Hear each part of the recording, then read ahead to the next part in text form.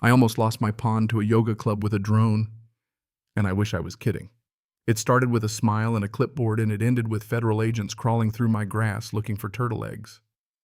If you think that sounds dramatic, you haven't met a homeowners association with too much time and a map app. I've lived on this land my whole life. 180 acres of stubborn Texas dirt, a spring-fed pond my great-granddad dug out in 1928, and a farmhouse that creaks louder than my knees in winter. I'm not sentimental about much, but I don't take kindly to folks who look at my land like it's a shared amenity. The morning it all kicked off, I was elbow deep in a busted windmill, grease on my hands, sun already cooking the back of my neck. That's when I see her marching up my gravel easement like she had an appointment with destiny. Blonde bob, sunglasses the size of satellite dishes, fleece vest zipped too high for Texas in April, tablet hugged to her chest like it held state secrets. "Good morning," she says, all polished and bright. "Are you the property caretaker?" "Caretaker?" "No, ma'am," I told her, wiping my hands slow on my jeans. "I own it. Name's Sam."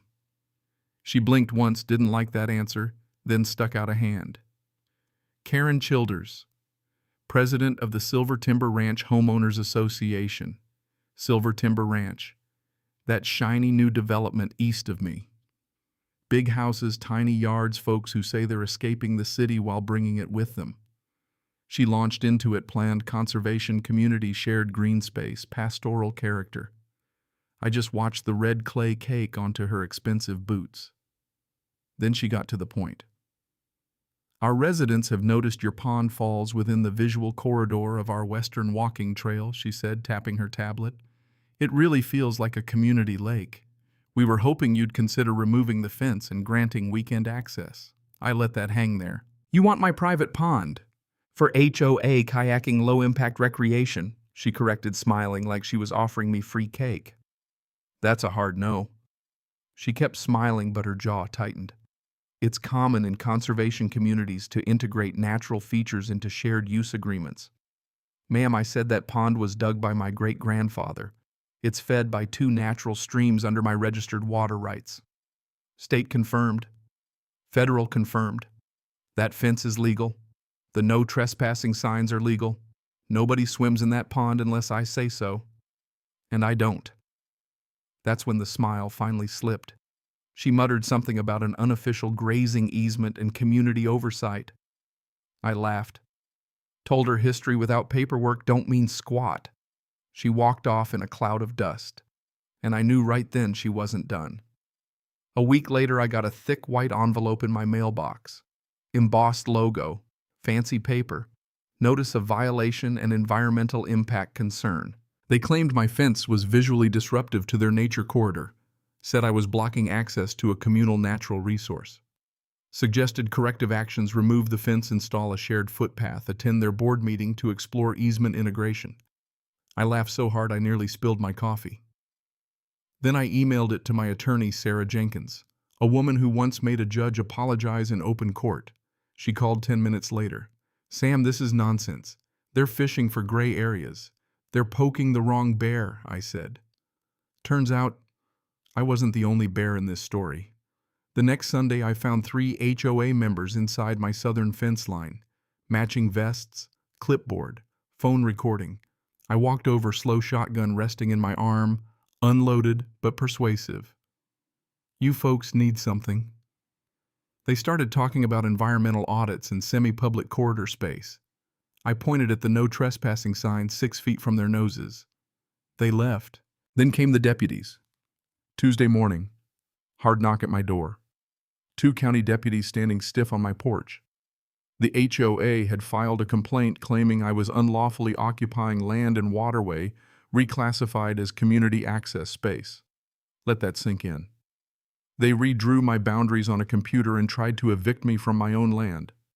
I brought out the paperwork, deeds from 1942, federal land patent water rights certificates, USDA documentation. I laid it all out on the porch railing like a winning hand. 15 minutes later, after some tense radio calls, the deputies told me the HOA had no legal standing. They left. Karen sat in a white SUV down by the trailhead watching the whole thing. I raised my coffee cup at her. That should have been the end. It wasn't. A few days later, I woke up to tire tracks near the pond. Found an orange kayak on my bank. Trash. Lawn chairs. 2 teenage boys paddling around like it was summer camp. By noon, there were 7 cars parked along the easement. Blankets. Speakers. A charcuterie board on my dirt. I confronted a guy unloading a canoe. Karen said it's fine, he told me. Community lake. Community lake. That phrase still makes my eye twitch. Sheriff said it was a gray area if they claimed they believed they had access.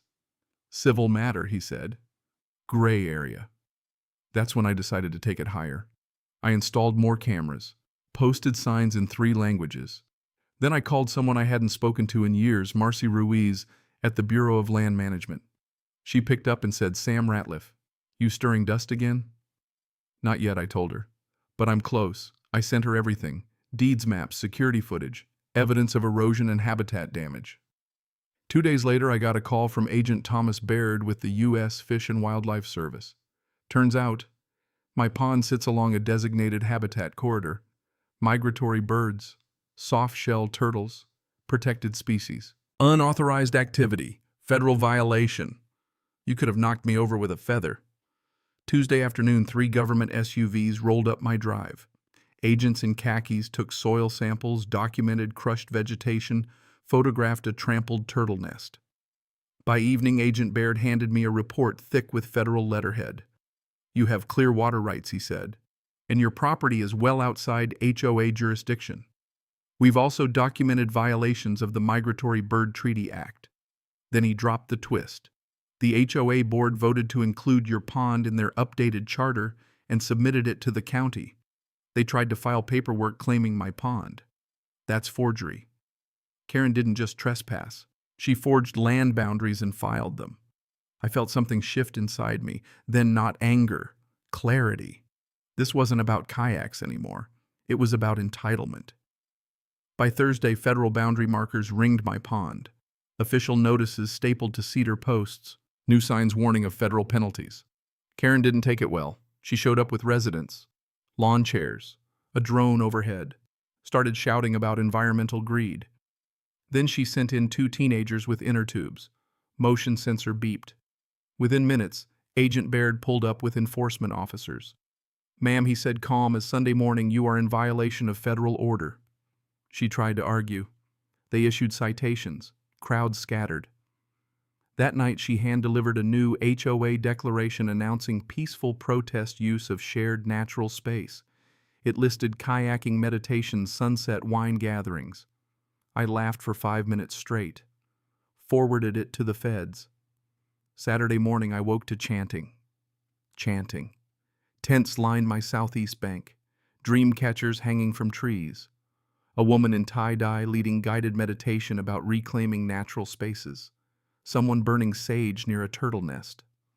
Karen with a megaphone talking about sovereign HOA rights. You ever see a suburban uprising disguised as a wellness retreat? It's surreal. I recorded everything. Called Baird. Called my lawyer. Called the State Agriculture Division because that pond sits under my conservation water grant. Federal, state, agricultural infrastructure. You don't mess with that trifecta. By early afternoon, enforcement rolled in heavy. Federal agents, state environmental officers, rural marshals. They didn't yell. They documented. Trespass, wildlife disturbance, agricultural obstruction, unauthorized fire during burn season, child endangerment near protected habitat, citations stacked like firewood. Then came the bombshell. They found forged boundary maps in the HOA's county filing, off by almost 200 feet, conveniently swallowing my pond. Felony. Karen had crossed from delusion into crime. The charges came fast after that. Forgery, land registry interference, obstruction of federally protected land. The HOA board resigned one by one. Their website went dark. Local news picked it up, land grab attempt felony charges. In court, the judge barely let Karen speak. "Ma'am," she said, dry as chalk, "2 federal agencies in the state of Texas disagree with you. Sit down." Verdict. Full recognition of my property rights. HOA found liable. Ordered to dissolve within 30 days. Restitution $2.1 million. Karen got 9 years. 9. It wasn't explosive, it wasn't cinematic, it was quiet, efficient, law doing what it's supposed to do. I used half the money to restore the shoreline and rebuild my grandfather's old barn. The rest went into fencing that could probably stop a tank. Most residents moved out. A few apologized. One guy brought wine and said he hadn't realized how peaceful the pond was without clipboard energy. These days it's quiet again. Just wind over water, turtles sliding off logs, no drones, no chanting. I sit on my porch some evenings with a cup of coffee watching the surface go still at sunset. Here's what I learned, and I learned it the hard way.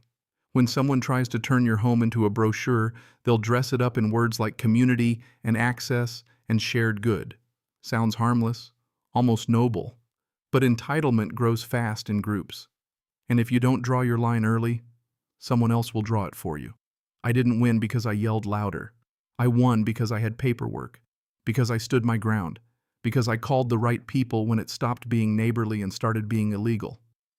Now there's a sign on that fence. Big red letters. Private property. Federal conservation site. Trespassing will be prosecuted. And right below it, smaller print I had custom made. Never again. So let me ask you something. If someone decided your backyard felt communal, would you compromise for peace? Or would you fight it all the way to federal court? Tell me what you'd do, and if you've ever had to stand your ground like that, I want to hear it. Because sometimes karma doesn't show up with thunder. Sometimes it shows up with a clipboard and a warrant.